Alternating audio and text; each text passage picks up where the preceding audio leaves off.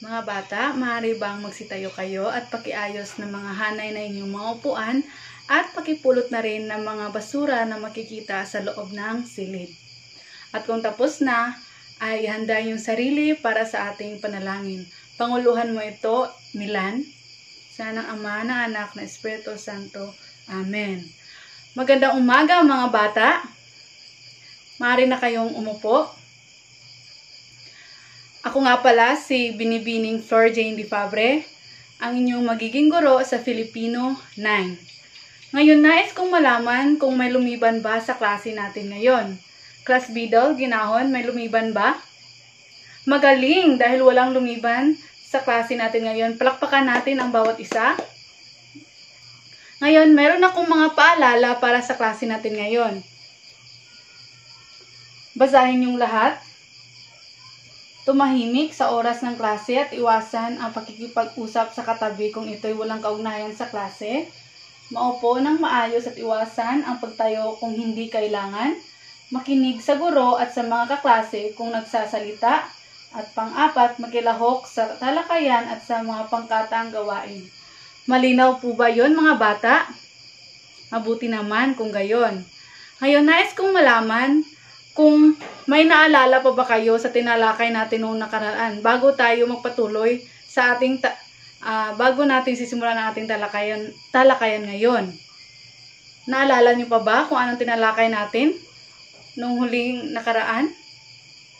Ginahon.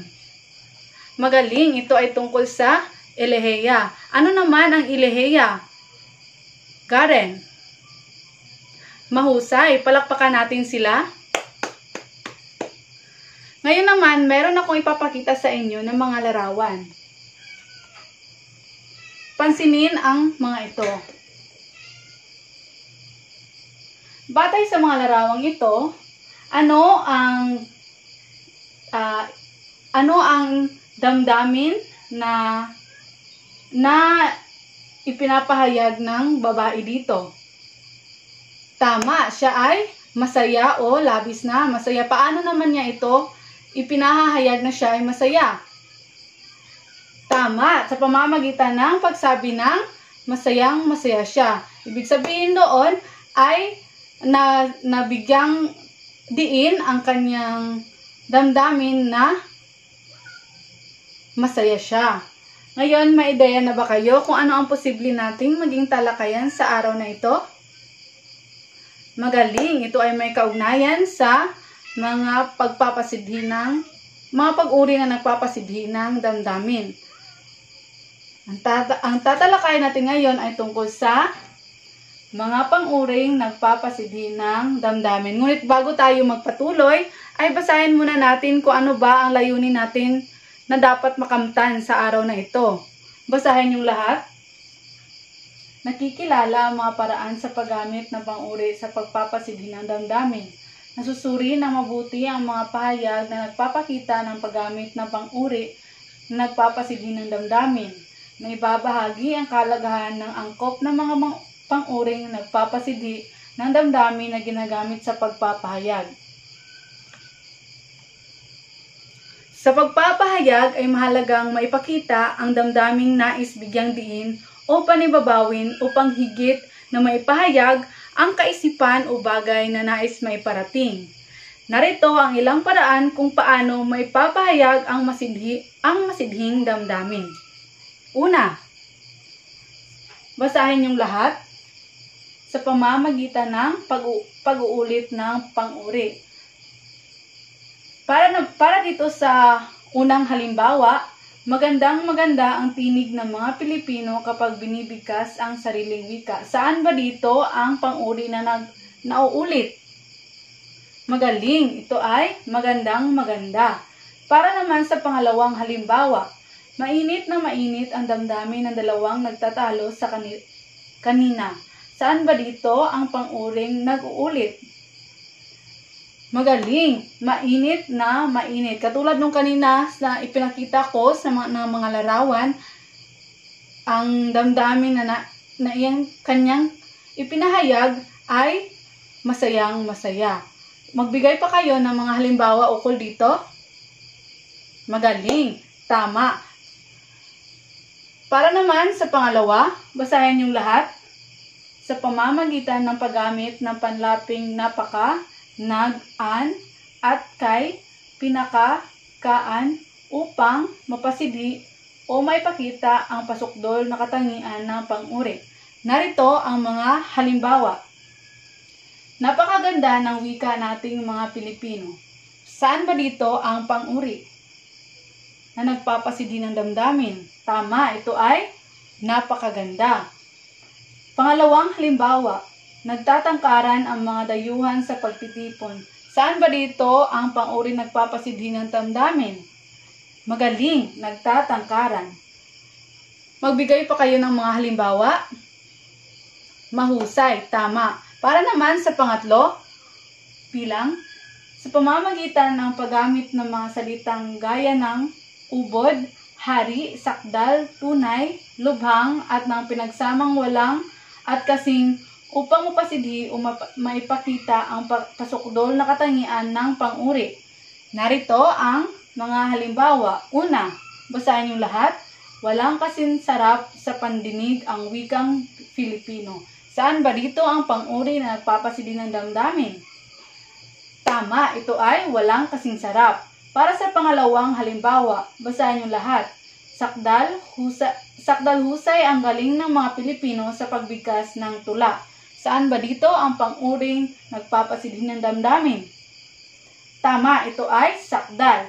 Para naman sa pangatlong halimbawa, basahin yung lahat. Ubod ng lakas ang palakpak na natanggap niya mula sa manonood. Saan ba dito ang pang-uri na nagpapasidhi ng damdamin? Ubod, magaling. Magbigay pa kayo ng mga halimbawa? Mahusay, palakpakan natin ang ating mga sarili. Malinaw ba ang talakayan natin ngayon? Wala na ba kayong mga katanungan? Kung gayon, ay sagutan ninyo ito. Basahin ang panuto. Suriing mabuti ang mga sumusunod na taludtod mula sa akdang Ileheya sa kamatayan ni Kuya at piliin ang pahayag na nagpapakita ng paggamit ng pang-uri na nagpapasidhi ng damdamin. Isulat nyo ito sa kalahating papel at bibigyan ko lamang kayo ng 5 minuto upang sagutan ito. Ang oras ninyo ay nagsisimula na.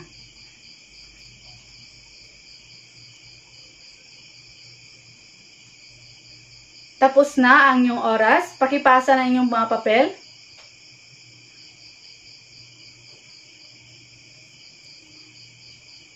Ngayon, para sa reflektibong tanong na inyong gawain kanina, paano nakatutulong ang paggamit ng pang-uring pagpapasidhi ng damdamin sa pagpapalitaw ng mensaheng nais iparating ng tula? Paano ba? Faye. Magaling. Ito'y nagiging mas matalas at epektibo ang pagpapahayag ng may akda ng kanyang mga salobin at kaisipan. Dahil ito ay nagbibigay ng mas malalim na koneksyon sa mambabasa at nagpapalalim sa karanasan ng pagbabasa ng tula. Palakpakan natin si Faye.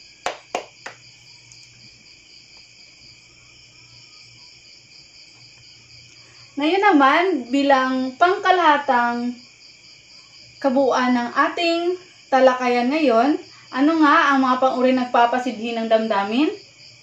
Jessica? Magaling. Ito ay pag-uulit ng pang-uri, paggamit ng mga panlapi sa pang-uri, at paggamit ng mga salitang ubod, sakdal, tunay, walang kasintulad, at iba pa.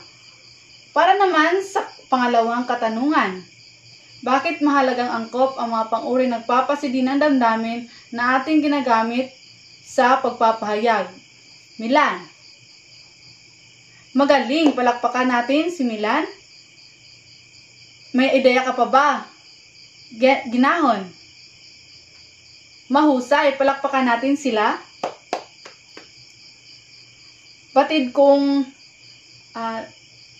malinaw na sa inyo ang tinalakay natin ngayon. At narito ang inyong gawain. Basahin nyo ang panuto. Unawain ang bawat pangungusap at piliin ang ginamit na paraan sa pang-uring nagpapasidhi ng damdamin. Isulat ang sagot sa sangkapat na papel. Bibigyan ko lamang kayo ng 10 minuto upang tapusin ang gawain ito.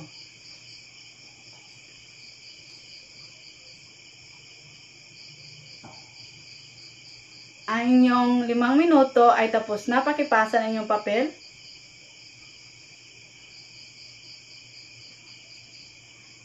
Para sa ating kasunduan bukas, basahin niyo lahat. Pag-aralan ang tinalakay natin ngayon at mayroon tayong pagsusulit bukas. Malinaw ba ito mga bata? Kung gayon ay magsitayo kayo para sa ating pangwakas na panalangin. Panguluhan mo ito, Mary. Sa ng Ama, ng Anak, ng Espiritu Santo. Amen. Paalam na mga bata. Hanggang sa muling pagkikita. Paalam.